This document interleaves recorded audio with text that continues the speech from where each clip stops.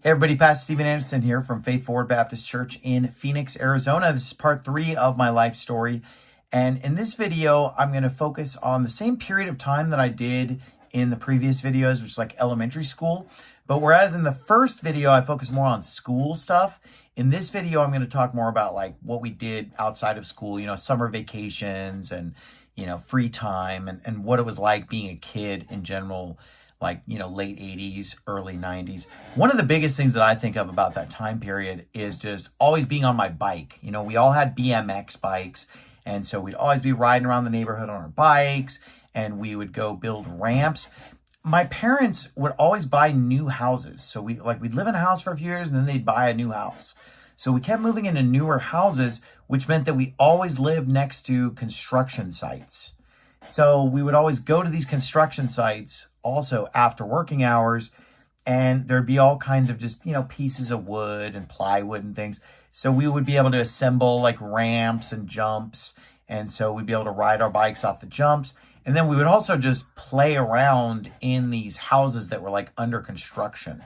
So we'd play guns a lot and we'd be like, sneaking around these houses with our toy guns and hiding inside the walls and everything because they weren't quite built.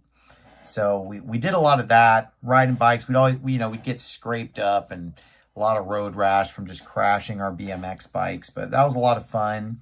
We did a lot of swimming and just, being outside and playing a lot. But one of the things that I remember was a sort of routine I developed on a couple of summers where I would go down in the morning. I would bike to the shopping center by my house, and I had some good friends down the street that were my age, the Fabilas. And then if I wasn't with one of the Fabilas, then I would be with one of my cousins, because sometimes my cousins would be like visiting for the summer, even though they lived kind of far away. In the summers, they would spend weeks at our house or, be visiting. So here was the routine. We would bike over to the shopping center around like 9 something in the morning, and we would go stand outside of Round Table Pizza. And I have no idea why we did this. Like, looking back, it doesn't really make a lot of sense. But we would just be like looking through the window and just kind of being excited about how we're going to eat at Round Table. We'd be psyched up, looking through the window for a while. We'd do that for like 5 or 10 minutes. Then we'd go next door to Payless Drugstore. And at Payless, they had a little book and magazine aisle. And it also had some shelves that we would like sit on the shelves. And we would just take these books of like comics, but not comic books, but like the kind of comics that were in newspapers, like Charlie Brown, Calvin and Hobbes, The Far Side, that kind of stuff. And we would sit in the shelves and just read those books for like an hour or something. And, we never bought them or anything. We would just sit in there and just read them sitting in the shelves. Then after we did that for a while, killed a bunch of time because, it was all about waiting for Round Table to open at 11. As soon as Round Table would open at 11, we'd be there at like 10:45, just standing out there, just waiting. And it's funny how enthusiastic I was because, of course, later I would work there as a teenager. But, right when they turned that key and opened it at 11, we're in the door. And we would order our Merlin kids meal for $2.14 out the door after tax. So it was always about like getting together that $2.14. Sometimes my mom would just give me the money. Sometimes I'd be scrounging the couch cushions or looking under car seats or whatever, trying to find money, saving up allowance, whatever. But, because we would try to go there like multiple times per week. And so we had to get that $2.14. So we could get our Merlin meal, which was like a personal pizza. And then it came with like stickers and a little kid's cup that you could take home and stuff. But we would always just walk up and say, give me a Merlin meal, no stickers, regular cup. I would get ham on mine. My buddy would get pepperoni. We were just in hog heaven with that personal pizza from Round Table, glass of unlimited soda. What else do you need? And then if we had extra coins, occasionally we would put quarters in the jukebox and play songs that we liked. So that was kind of a routine that we strove for in the summers, constantly doing that. Aside from playing outside, though, honestly, we also did play a lot of video games, but these were more primitive games, because this is like the original Nintendo. So when we were growing up, we had the Atari first, which is like super basic, and you have like the little joystick and just a single button. But then we got the Nintendo pretty early on, Super Mario Brothers. I still remember the first time my dad played Super Mario Brothers. He just ran into the first little Goomba and died, and then he just put down the controller and just said, "This is stupid," and he just never played it again. We did get him into Duck Hunt, though, because that was pretty much just shooting a gun at the screen, so that was easy for an adult to accept. But we played Contra, up, down, left, right, BA start, of course, was the code to get 30 lives. Super Mario Brothers 2. What I really got into, though, was Final Fantasy and Dragon Warrior, which were like the most primitive early role-playing games.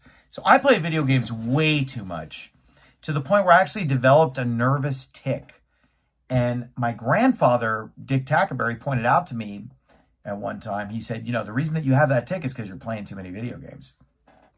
And he was definitely right, because as soon as I scaled back on the video games, then the tic went away.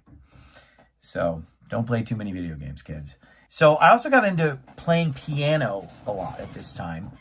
And, at first I didn't have lessons. So I just taught myself how to play the piano from books that my mom bought me. My mom would take me to the music store and buy me books that I could use to learn how to play the piano. But my parents would not give me lessons just because of the cost. And I can totally understand where my parents are coming from on this, because of the fact that they were already shelling out huge amounts of money for us to go to Christian school. It was really expensive. And so they didn't want to pay for piano lessons in addition to that. So I ended up just mainly teaching myself from books, but I really liked it. I was really enthusiastic about it. So I put in a lot of work on my own. Hi, this is Steve Anderson, and I'm going to play a little tunes out of my piano lessons book here.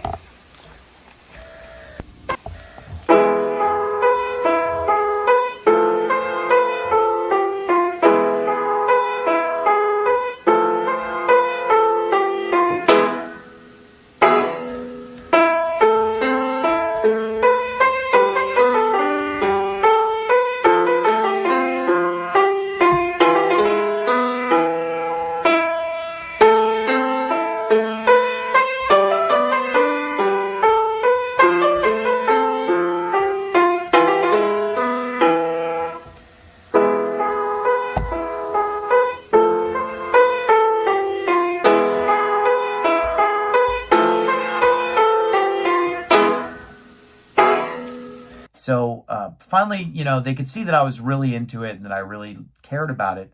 So finally, they got me lessons. And they worked out a deal with the piano teacher where instead of going every week, I would go 3 times a month.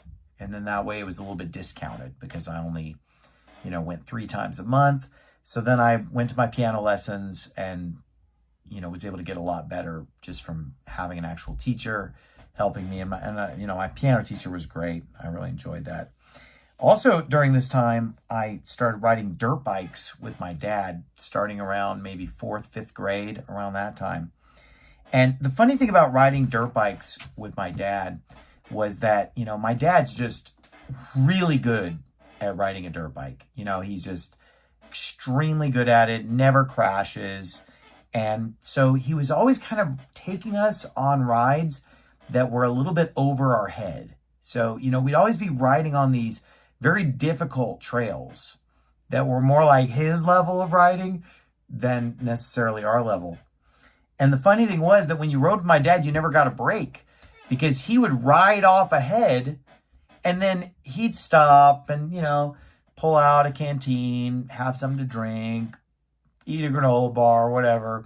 And he's just kind of hanging out, waiting for us to catch up. And then as soon as we get there, we're kind of thinking like, oh, now it's time to take a break. He's like, all right, guys, let's go. Break's over. So it was very strenuous going on these motorcycle trips. But obviously as a kid, we just, I loved it. It was awesome, to get that opportunity. Obviously most kids probably don't get that opportunity to grow up riding dirt bikes all the time. And it was a way for me to bond with my dad. I ended up spending a lot of time with my dad, not just riding dirt bikes, but, just driving there, driving back. It was just a lot of just one-on-one time where just me and my dad went on just scores of motorcycle trips together. And so those are a lot of good memories of riding dirt bikes. And I remember sometimes, though, riding dirt bikes with my dad, he had these 2 canteens.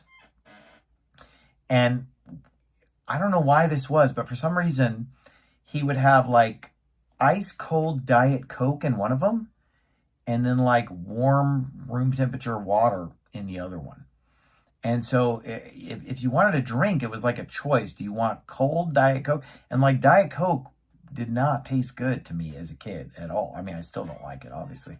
But it was like, do you want this cold Diet Coke or do you want warm water? And so, I would usually take the warm water. Every once in a while, I was so hot, I wanted something cold. I would kind of just muscle through the cold Diet Coke. But one time, I actually, and this is kind of the main story of this episode, is one time I got lost on my dirt bike and I literally thought that I was going to die. So my dad and I are out motorcycle riding in the Nevada desert. And I mean, this is in the wintertime and it would get really, really cold at night. In fact, I remember there was this one time my dad and I are out there, and I think this was the same trip that I got lost, in fact, but it was a similar trip, if not. But my dad and I were sleeping in the back of a camper shell. So it wasn't like a full camper, it was just a camper shell on the back of a pickup truck. And we actually had a little propane heater going inside of the camper shell. And even with that heater going, it was so cold that our water bottles froze solid that were in there with us where we were sleeping. So it was like, even with this little heater going, it was like below freezing. And I just remember me and my dad were just hugging each other. And it's funny because our family growing up, we're not super affectionate.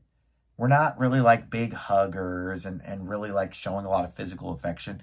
That's just not how our family was. But man, we were hugging that night. I mean, me and my dad were literally just huddled together, just trying to keep our body heat and just trying to survive because it was so cold.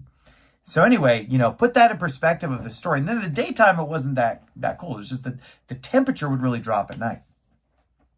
So on one of these trips, I'm out with these 2 other kids riding around on the dirt bikes. And, we were going to head back to the camp. And this is like pretty early in the morning, like say, it's only like maybe 8 o'clock or something. It was still pretty early in the day. But we had a dispute. We argued about what was the way back to the campsite. They thought it was this way. I thought it was this way. And there was some disagreement about it. I think ultimately they were the ones that were right. I've always had a horrible sense of direction. But for some reason, I was convinced that I was right. And so we argued about it. And they're like, no, you're wrong. You go your way, we're going our way. So then, they take off and go their way. Now, I thought to myself, I shouldn't be out here by myself. So even if their way is wrong, I should just follow them anyway. Because, I don't want to get lost out here. So I kickstart my dirt bike and I start riding after them. But because I had hesitated and thought about it for a minute, they were off ahead of me. And we're in these sand washes where you can only see like maybe 20 feet in front of you because it's walls on both sides and it's this windy sand wash and everything. So you couldn't really see where you were going. So I was just following their dust because they had left before me. I couldn't actually see them.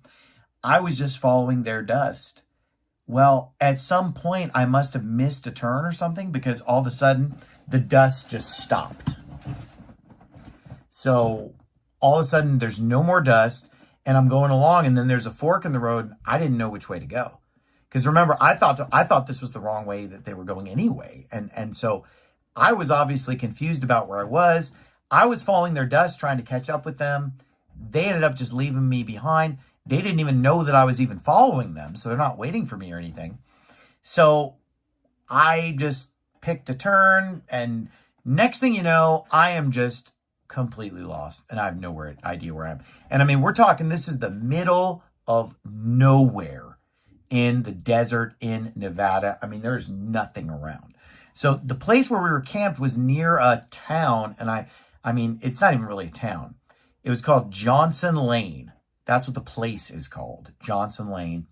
So, you know, when a town has Lane in the name, that tells you it's a pretty small place. So anyway, I knew I needed to get back to Johnson Lane, but I'm just riding around the desert and I'm just wandering for hours on my dirt bike.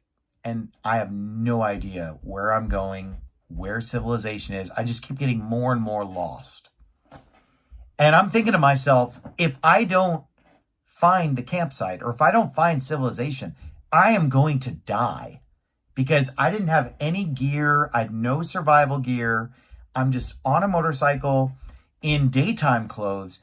And the night before, remember, it's like way below freezing. I just thought, I will freeze to death tonight. I will die if I do not find something by the end of the day. And so just hours and hours, I'm just riding around, searching, nothing. You know, I saw like some power lines and I'm just kind of like going toward power lines thinking like maybe that's civilization. Nothing. I see a building like way off in the distance. Oh, yeah, a building, saved. I ride and get to that building. The building is an empty barn. So I was just thinking to myself that, you know, this is it, man. I'm dying. I'm going to die tonight. This is how I die. This is the end of my life. So then finally, I see this other teenager. I think I was like 11 at the time or something. I see this teenager and he's riding a motorcycle. And I was just like, wow, finally I'm saved. So I ride over to this guy and I say, hey, I'm lost. You got to help me. I got to get back to Johnson Lane. And he's like, oh yeah, no problem. I can get you there. And I said, hey, I think I'm almost out of gas because, you know, I've been riding around all day and I'm afraid I'm going to run out of gas. You know, can I siphon some gas out of your tank into mine or whatever? And he said, well, I don't think that's a good idea, but why don't I just ride with you? And then if you run out, then I'll do that. But otherwise, let's just go. So I was like, thank you, Lord. Because I was praying and begging God for help because I thought I was going to die. So then and I'm thinking, man, my dad's got to be really worried about me. So I end up riding with this kid back to Johnson Lane. And I'm like, I got to get back to my dad. I got to get back to the campsite. But he's like, oh, hey, we got to stop somewhere in Johnson Lane. We got to stop at this guy's house for a little bit. And I was afraid to leave this guy. This guy's name was Fritz. I didn't want to leave Fritz because I was afraid that I was going to run out of gas. And so I had to stay with Fritz. And so if Fritz is going to make a stop at this guy's house, I got to make the stop too. So I pull off with him. Me and Fritz, we go into this guy's house. And this is like late afternoon at this point. And this guy's just like, hey, man, how you doing? He was all like tired and like kind of just, oh, man, we had this party last night. And he just goes into this big story telling us about some wild party that he had. And I mean, this guy ends up just talking to us for like over an hour. So we're just sitting in this stranger's living room. And he's just telling us about all this wild partying and just telling stories. And I'm just thinking to myself, man, I gotta get out of here. My dad's probably freaking out. He's probably calling the police or something. But you know, as a kid, you kind of just want to be cool. And so I'm just kind of like, okay, you know, I'm just kind of listening to the story and just kind of going along with it and just acting like everything's fine. I just didn't really know what to do. I didn't, you know, and this guy's doing me a favor. So I'm like, hey, hurry up, let's go. So I just sat there and, you know, I don't know how long it was, but it felt like a long time. It had to be at least like an hour that we're at this guy's. Finally, like as the sun is almost going down, we leave the guy's house and Fritz and I ride over to the campsite. And I mean, just as it's getting dark, just as the sun's going down, I'm pulling into the campsite. And I've been out the entire day. I mean, I've been out for like 8 hours or something, lost in the desert. And then I pull in and I literally passed my dad. My dad was literally leaving on his motorcycle to go looking for me, to go hunting for me, just as I'm getting back.